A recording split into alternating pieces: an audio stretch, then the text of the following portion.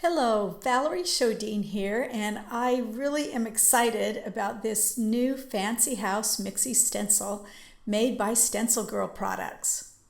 It kind of goes along with the stencils that I did for Stencil Club. You can see it's the same style but different sizes. And I was trying to decide mask or stencil. So it came out that we can offer you both. When you get a stencil, I wanted to show you how this works.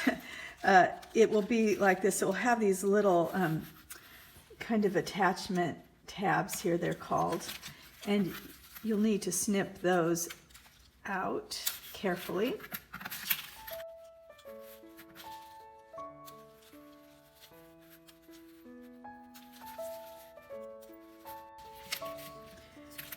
So if you want to just have them as a mask, you can certainly just cut these off here. But I made two stencils out of this, so this is a separate one. And I cut it so it's like this.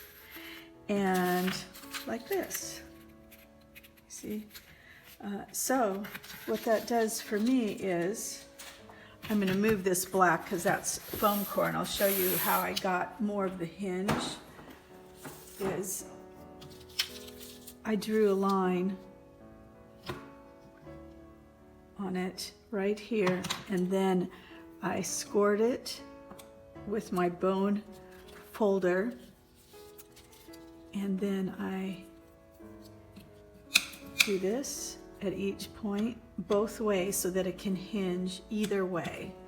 Now eventually, you know, it might wear out. This makes it able to be flat, and then I can press it back into place like this, and tape the edges if I want to use a mask.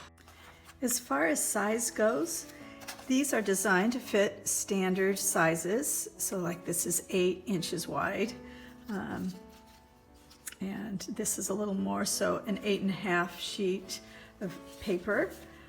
The small houses will fit on an artist trading card size, 2.5 by 3.5. And then these will also fit like on a 5 by 7 card very nicely. So I've tried to make them versatile and convenient. One easy way to use this stencil is to paint on a brightly colored background like these splotches of color on watercolor paper. Then I stenciled with a cosmetic sponge some white and some teal for a sky background. Look how cool and colorful it is. I used the cloud stencil on top of that, and then pen to enhance the contrast and just refine it a bit.